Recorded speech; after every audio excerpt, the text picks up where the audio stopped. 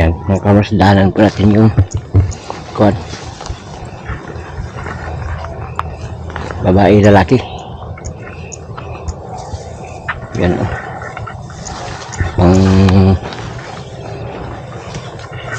10 araw na po itong hinihila nila. So talagang may laman-lamang ka-farmers dahil nakayuko na yung mga babae. Dami na nakayuko. Pag 10 araw to na hihila ng tubig.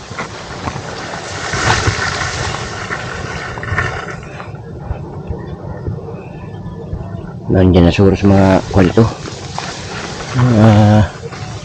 70% yung nakayuko na.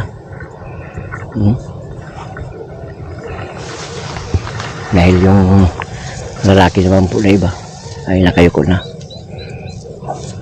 Pagdating po lang pagkatapos po dito nilang kuwan, paghihila o pagpupulinit, 2 araw kakatay na po itong lalaki. Ayan, para sure na hindi po mahaluan yung babae, dahil yung babae yung ibinisa po nila na seeds. Ayan, iwan ko kung anong pangalan ito na pagdating po lang kuan seeds. Ang kumpanya ko nakakaalam.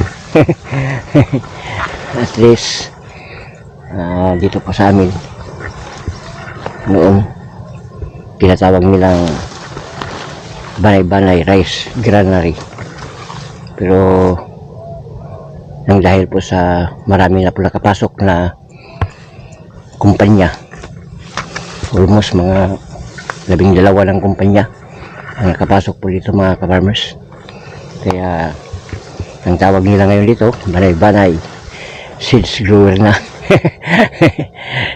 Kunti na kasi yung nagtatanim po ng inbreed.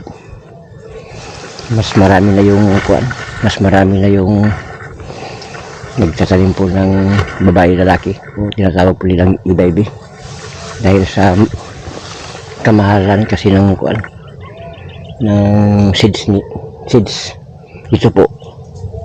Sa narinig ko po ito na seeds ay sa hindi pa na process tapos anihin 65 ang kilo.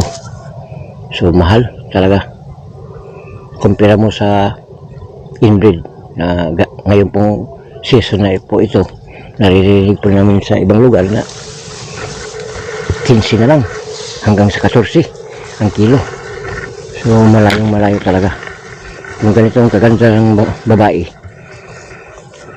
talagang malaki ang kikitain ng isang magsasaka.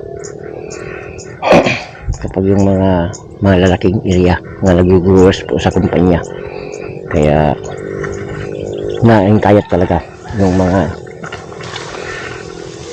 farmers na papasok. Kahit may kamahalan po ng kanilang rented sa lupa, pero pag isang hektarya nakakuha sila ng 4 tons o 3.5 tons, ilagay lang natin po sa 65, malaki na. So sulit talaga. Ito 65 kumpanya pala ito, pero sa ibang kumpanya lang po may tagsing to 40 ang kilo. So malaki yun kung aabot lang ng 2 tons. Yung ibang kumpanya wala na, bawing-bawi na talaga dahil po sa kamahalan, yung 140 ang kilo. Pero iba't iba ang pamamaraan nila mga farmers. Dito sa kumpanya po na ito ay directly yung kumpanya na po magpaprocess. Bili-bili nila sa farmers ito ng 65 pagkatapos ng harvest. Wala lang processing. Yung iba naman po ay ipinaprocess pa hanggang sa maibinta na. Kaya mahal, 140. iba't ibang pamamaraan ng kumpanya. Pero kung magandang abot lang po, talagang sulit na sulit talaga. Marami na ito. Hanggang dun, isang kumpanya lang ito. Dadaanan po natin. Sige, mga kaparmers, palabas naman po tayo sa daan. So, at least na napapakita ko rin sa inyo kung ano ang kalawak ng kumpanya na ito.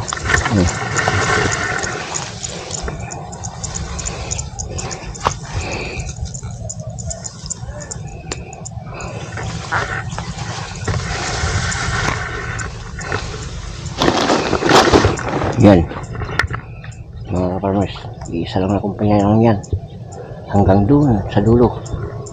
Kapag may makikita pa tayong trapal, hanggang sa yung may mangga, almost ito lang, kaya ito ng 7 meters dito lang. Wala pang sa kabila. Basta itong kumpanya pula ito ay ang kanilang nakuha po dito ay aabot ng 150 hectares.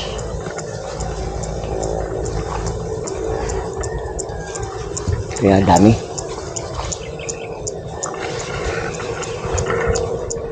Sige mga farmers, dadaanan natin mamaya yung ibang lugar na palay.